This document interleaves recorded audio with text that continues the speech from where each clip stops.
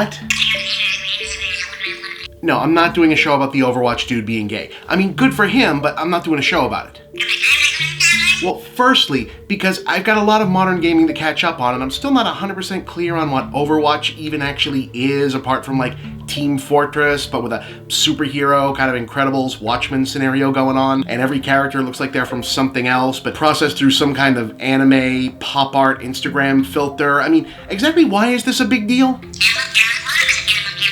Yes, I'm aware because video games, but still, I mean, like literally every single Overwatch thing I've ever experienced has had an overriding aesthetic and total sensibility that can best be summed up as Blade Runner as an upscale Los Feliz High School's inclusivity-minded prom theme. So it just feels weird to me that there'd be that many rabid homophobes skulking around this particular fan base. But mostly because anything related to Blizzard is still inevitably wrapped up in the fallout from the nonsense around the other Overwatch scandal with the player that may or may not exist, and that whole Diablo Immortal fallout, which is just exhausting to me. Not because my particular take on it was disagreed with by some. If it wasn't for backlash, it wouldn't be worth doing this show, honestly, but because it's just one version of an intractable argument that's been unwinnable, really unhavable, for about as long as gaming has been sentient of the expectation to care about these things, where it's a losing prospect to even attempt offering a take that isn't some variation on "This is gaming, and we are not afraid!"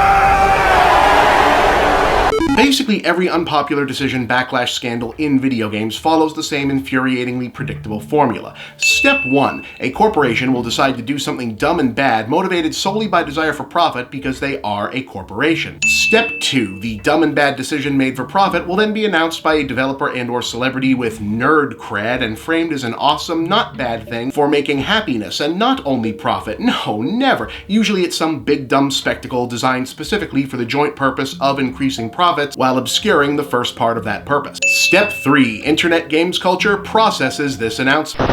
Step 4. Having never meaningfully decoupled the concept of gamer identity from the marketing-created construct it originated as far back as the 1990s, Internet games culture predictably short-circuits in attempting to grapple with disgust at profit-driven capitalist corporatism without meaningfully grappling with their own complicity and gamer identity itself being inextricably part of that same corporatism, crumpling into a defeated psychological heap with unspent anger instead spewing haphazardly at more vulnerable, convenient targets.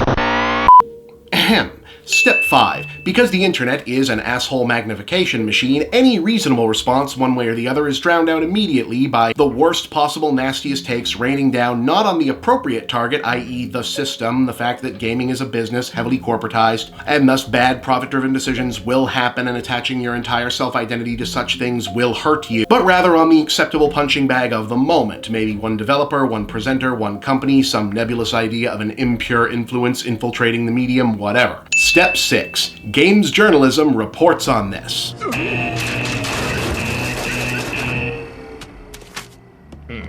Step 7. Everyone is wrong and so is everyone else. If a games journalist says anything close to, yeah, well, that does seem like kind of a shitty thing to have announced, they are immediately accused of having signed on to support all the worst people and opinions in gaming. Yes, even those guys and that thing. Whereas the journalist who alternately offers that perhaps the previously identified acceptable punching bag of the moment does not deserve summary execution via Wicker Man in the parking lot of the next PAX will be met with the immediate scoffing of, hey, why are you defending millionaires and corporations from consumer criticism like they're the ones being picked on, Mr. Scarlet Pimpernel? Step 8.